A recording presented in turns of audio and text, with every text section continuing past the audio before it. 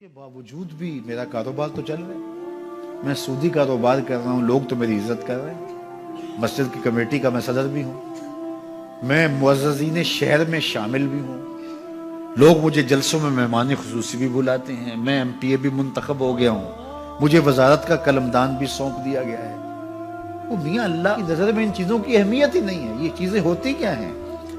وہ یہ نہیں چھینتا، وہ ہدایت چھینتا، وہ روٹی نہیں چھینتا، وہ تو نمرود کو بھی روٹی دیتا تھا۔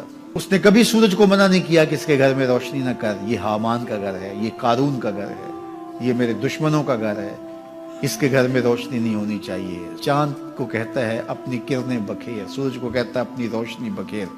جس طرح باجزید کے گھر میں روشنی ہوتی ہے، اس مکار کے گھر میں بھی ایسی روشنی ہوتی ہے، فرق نہیں پڑتا۔ تو وہ کرم نوازیاں تو نہیں رکتی، لیکن اللہ جب کسی سے ناراض ہوتا ہے تو اس سے ہدایت کی توفیق سلب کر لیتا ہے، تو اعلان جنگ ہوتا ہے۔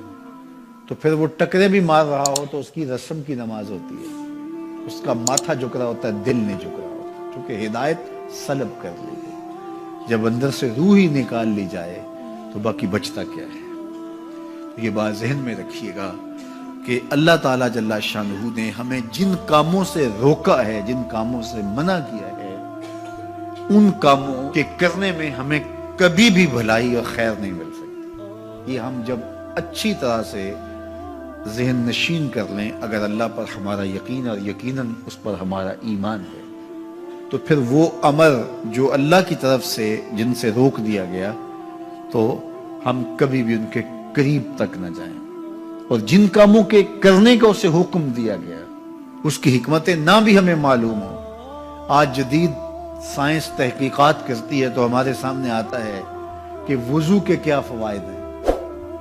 آج ہمیں لوگ بتاتے ہیں کہ جناب آپ امامہ باندھیں گے تو سن سٹروک سے بچ جائیں گے۔ آج دنیا تحقیق اور جستجو کر کے نماز اور دوران خون اور جو ہے وہ نماز کی برکتیں اور کتنی بیماریوں سے نماز کے ذریعے سے بچنے کی کہانیاں سناتے ہیں۔ اچھی بات ہے، نماز سے صحت پہ اثر پڑتا ہے، یہ اچھی بات ہے کہ وضو سے بہت ساری بیماریوں سے نجات ملتی ہے، یہ اچھی بات ہے کہ سر پہ امامہ باندھ لے تو سن سٹروک سے بچ جاتے ہیں، یہ اچھی بات ہے کہ آپ روزہ رکھتے ہیں تو کینسر جیسے امراض سے آپ کا بچاؤ ہوتا ہے، یہ اچھی بات ہے کہ فلاں عمل کرتے ہیں تو فلاں ہوتا ہے۔ لیکن صاحب، ہم سن سٹروک سے بچنے کے لیے امامہ نہیں باندھتے، ہم محمد عربی کی ادا کے لیے باندھتے ہیں۔ دوران خون کے لیے نماز نہیں پڑھتے، ہم رب کے حضور سجدہ ریزی کے لیے اس کے حضور اپنی نیاز مندیوں کا سر جھکاتے ہیں۔ تو حکمتیں بھی ہیں، وہ برکتیں ذیل میں آتی ہیں۔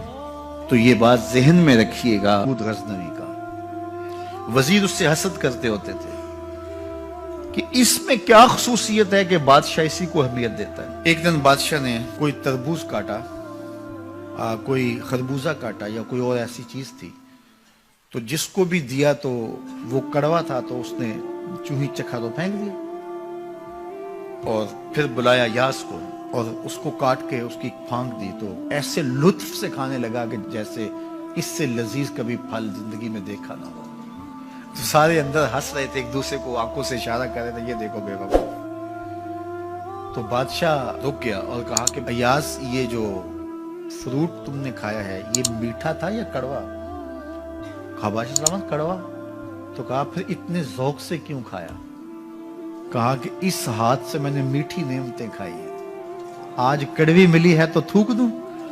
کہا ایسا نہیں ہو سکتا۔ تو میاں کڑوا ہو تو وہ بھی قبول کیا جائے، نفس پہ شاک ہو۔ کڑوی وہ چیز ہوتی ہے جو نفس پہ شاک ہوتی ہے، نفس کرنا نہیں چاہتا، لیکن اس کے باوجود تمہارا دل کہے نہیں، یہ مالک کی طرف سے ہے۔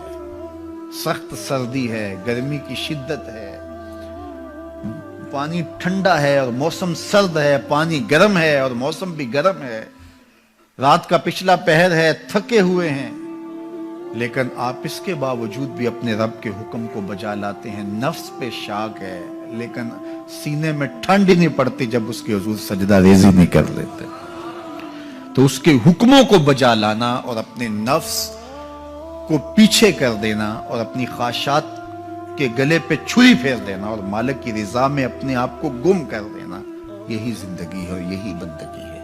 تو اس لیے مجھے اور آپ کو اس بات پہ غور اور تدبر کرنا چاہیے کہ ہم اس مختصر زندگی کو اللہ کے احکام کی مطابقت میں گزارنے کا عزم کریں، وہ بات چھوٹی سے چھوٹی ہو یا وہ بات بڑی سے بڑی ہو، وہ احکام ہماری زندگی کے اندر نافذ العمل ہو۔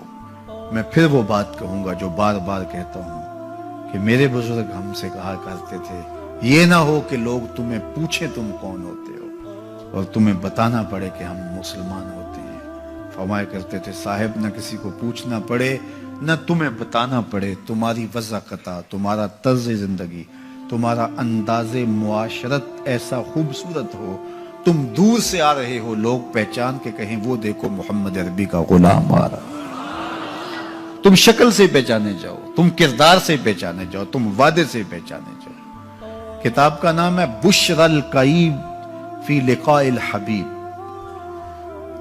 حضور علیہ السلام کی ملاقات کے حوالے سے یہ کتاب امام سیوطی علیہ رحمہ کی مصنفہ ہے۔ اس میں ایک واقعہ انہوں نے لکھا کہ ایک شخص قبر میں اترا اور نکیرین آئے اور انہوں نے سوال و جواب کا سلسلہ کیا، من ربوں کا، ما دینوں کا۔ اچھا، اس کی داڑھی میں چند بال سفید تھے جن کو وہ مہندی لگایا کرتا تھا۔ تو جب منکر نے کہا کہ من ربوں کا، تو نکیر نے اس کا ہاتھ پکڑ کے پیچھے کھینچتے ہوئے کہا اس سے سوال پوچھ رہا ہے، تو دیکھ نہیں رہا اس کی داڑھی میں اسلام کا نور چمک رہا ہے، اس کی داڑھی میں اسلام کا اجالا تمہیں دکھائی نہیں دے رہا؟ تو تمہاری وضع قطعی ایسی ہو کہ فرشتے بھی دیکھیں کہ یہ حضور کا غلام آ رہا ہے۔ اللہ کے ذکر سے رخ پھیر لے، اللہ کی یاد سے رخ پھیر لے، اللہ کے دین سے اعراض کرے، تو پھر خدا شناسی، قناعت، توکل اور اعمال خیر تو اس سے چھن ہی جائیں گے، اس کو خود فراموشی کے عذاب میں مبتلا کیا جاتا ہے۔ اور قرآن مجید نے ایک دوسرے مقام پہ ارشاد فرمایا وَلَا تَكُونُوا كَالَّذِينَ نَسُوا اللَّهَ فَأَنسَاهُمْ أَنفُسَهُمْ، ان لوگوں کی طرح نہ ہو جانا جنہوں نے رب کو بھلا دیا، وہ بھول گئے، اپنے رب کو بھول گئے، غفلت ایسی طاری ہوئی سویر سے لے کر شام تک اور شام سے سویر تک، دنیا اور دنیا ہی مقصد حیات بن گیا۔ دنیا میں آئے کس لیے تھے، مقصد کیا تھا، بھول گئے۔ میلہ دیکھنے کے لیے آئے تھے، گھر کا راستہ بھول گئے۔ اللہ اکبر۔ تو فرمایا تم ان لوگوں کی طرح نہ ہو جانا۔ پھر اللہ نے انہیں سزا کیا دی، رزق کے دروازے بند کر دیے؟ نہیں۔ ان کی سانسیں چھین لی؟ نہیں۔ سورج کو حکم دے دیا اس کے آنگن میں روشنی نہ بھیجنا؟ نہیں۔ چاند کو چاندنی بکھیرنے سے روک دیا؟ نہیں۔ آب و ہوا روک دی گئی؟ نہیں۔ انہیں کیا سزا ملی جنہوں نے رب کو بھلا دیا؟ فرمایا فَأَنسَاهُمْ أَنفُسَهُمْ، اللہ نے انہیں ان کی ذاتوں سے انہیں بے خبر کر دیا۔ جو خدا فراموش ہوئے وہ خود فراموش ہو گئے، انہیں اپنے آپ سے ہی آگاہی نہ رہی۔ اور مجھے بتاؤ، جسے یہ بھی نہ پتا ہو کہ میں کون ہوں، اپنی شناخت جو بھول جائے، اس کے پلے ہوتا کیا ہے؟ اقبال نے کہا تھا نا، اپنے من میں ڈوب کر پاجا سراغے زندگی، تو میرا نہیں بنتا تو نہ بن، اپنا تو بن۔ مجھے بتائیے 6 فٹ کا جوان ہو، قدے رانا رکھتا ہو، اس کی آنکھیں عقابی ہوں، ماتھا کشادہ ہو، رنگ چمک رہا ہو، ہونٹ گلابی ہوں، لیکن اس کی قمیص کے پیچھے گھر کا ایڈریس لکھا ہو کہ کسی کو ملے تو اس ایڈریس پہ پہنچا دے، تو آپ اس کا چہرہ دیکھ کے کہتے ہیں واہ کیا جوان رانا ہے، کیا اس کے ہونٹ گلابی ہیں، کیا نرگسی آنکھیں ہیں، کیا خوبصورت چہرہ ہے، کیا شمشاد قد ہے۔ لیکن اچانک نظر پڑی تو اس کے گھر کا ایڈریس اس کی قمیص کے پیچھے لکھا تھا۔ آپ نے کہا میں نے دور سے دیکھا، اس کا تو توازن عقلی ہی ٹھیک نہیں، یہ تو بیچارہ جو ہے وہ پاگل ہے۔ تو قد کاٹ ہونے کے باوجود گھر کا ایڈریس پیچھے لکھ دیا گیا، تو اب ہر کوئی سمجھتا ہے کہ یہ بیچارہ فہم و ادراک کے نور سے خالی ہے۔ قدے رانا پہ ترس آنے لگ جاتا ہے، اور وہ آنکھیں جن میں ڈوب جانے کو، جھیل جیسی آنکھوں میں غوطہ لگانے کو جی چاہتا تھا، تو اب ترس آنے لگ جاتا ہے کہ یہ بیچارہ تو خود فراموش ہے۔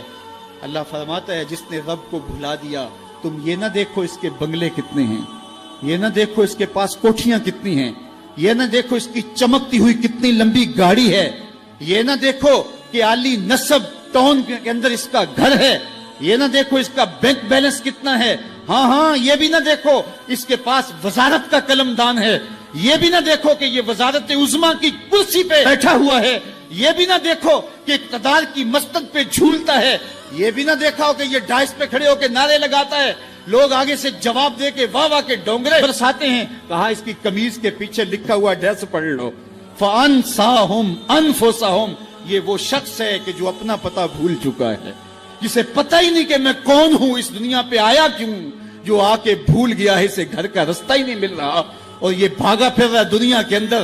کیا بتائیں احباب کیا کارنامائیاں کر گئے, بی اے کیا, نوکر ہوئے, پینشن ملی اور مر گئے, زندگی کا مقصد ہی نہیں ملا. کہا جو اس دنیا میں اندھا رہا کل قیامت کے دن بھی نابینا اٹھایا جائے گا.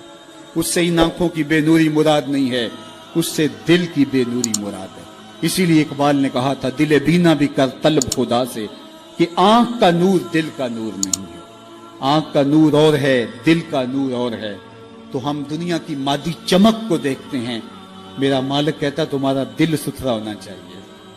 تمہارا منہ کالا ہو تو کوئی بات نہیں ہے, دل کالے نالوں منہ کالا چنگا, جے کو یہ رمز پچھانے ہو. اصل تو دل کی پاکیزگی ہے, اور دل رب کے ساتھ وابستہ ہو, اس کے رسول کے ساتھ وابستہ ہو. تو جس نے اللہ کے دین سے رخ پھیرا, اعراض کیا, تو پھر اس کا نتیجہ کیا ہو کہ اس کی زندگی تلخ ہو جائے گی.